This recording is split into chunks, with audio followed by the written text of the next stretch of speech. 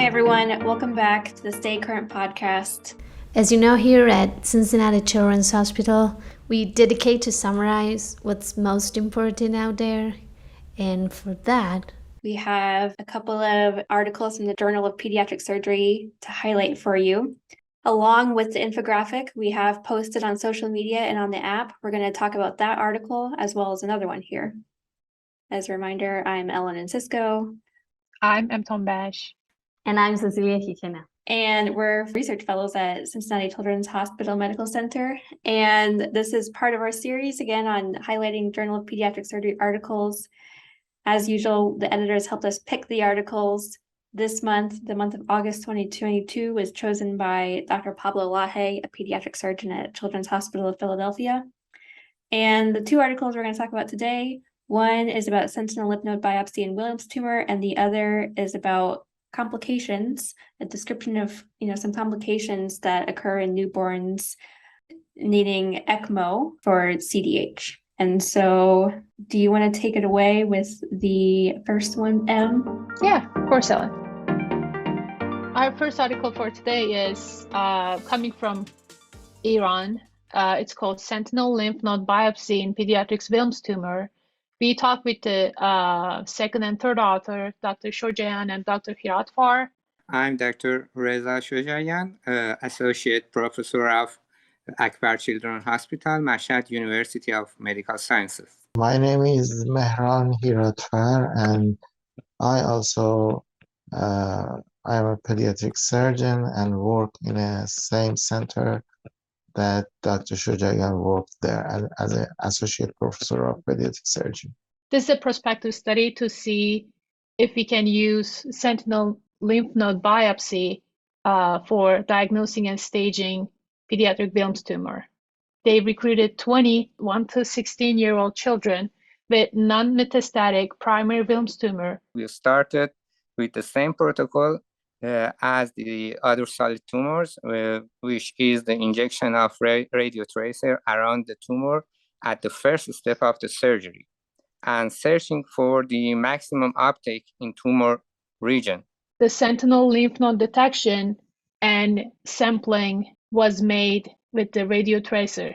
According to the results, for 16 patients, they found just a single sentinel lymph node, and 4 of them has more than one. They had multiple sentinel lymph nodes, and the most common site where those lymph nodes were aortic cable space. How well did the sentinel node correlate with the node that was actually the positive node? And that was Dr. Talponsky. He's a pediatric surgeon at Cincinnati Children's Hospital. We didn't find any positive lymph node among those patients that sentinel node was negative. So this makes the false negative value of this method 100%. The false negative means that none of the patients who had no tumor in the sentinel lymph node had tumor elsewhere. If they had tumor elsewhere, then it was also in the sentinel lymph node. And here's some comments from Dr. Hiradfar. And this technique, I think, helped the surgeon to find and remove and pick it up the lymph node very easily. Is this just another form of image-guided surgery? You inject the tracer and it shows you where the nodes are, because sometimes it's hard to see them. Even just that is helpful. yeah, but eventually, if you're 100% sure that if the sentinel node is negative and then the rest is negative, you can just take out the sentinel node, send it to pathology, and wait them to tell you it's negative. Okay, this is like the ending of the surgery. That's a great point, Cecilia. Maybe in the future, we won't need to do this full lymph node dissection for Wilms, as we found in other pathologies or in other diseases, but this is one step perhaps towards that. I think that a collaboration between other centers on similar methodology will help everybody to come to a conclusion soon. Yeah, maybe that would be one of the next steps that can be taken. If anyone out there reading your paper, maybe they can reach out to you and plan a collaboration between different centers. Yeah, okay, so we have the second article for today that's called ECMO and its complications in newborns or CDH. What they did, this is a study made in New York, and what they did is describe the complications among the patients with CDH that had an ECMO run. And they presented the complications with the ELSO criteria, so it's pretty standard. That was Dr. Laje. He helped us to choose these articles from JPS August issue. And they had 258 patients with CDH. Of them, 21% were supported with ECMO. And from the ECMO patients, 61% survived.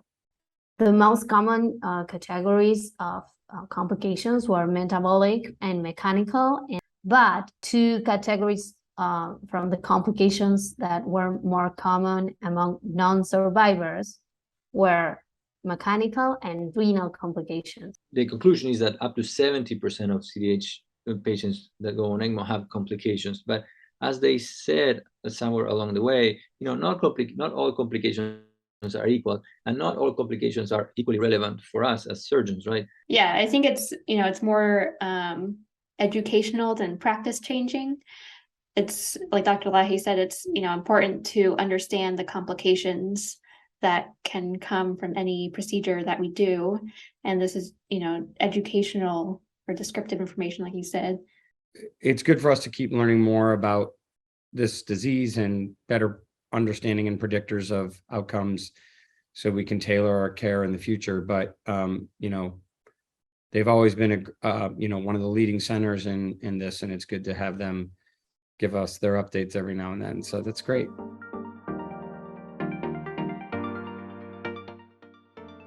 Okay, so that was the second part of our August podcast. Again, the first article we talked about is featured in an infographic posted on social media and on the app. And both articles are linked below if you want to read them for yourself and get all the details. Thanks for listening. If you liked what you heard, be sure to leave us a comment and a rating and a review wherever you're listening, wherever you're watching. Don't forget to download the Stay Current in Pediatric Surgery app, see the infographics, see more of these podcasts. Again, I'm Ellen Encisco. I'm Tombash. And I'm Cecilia Gigena. And this is the Stay Current podcast.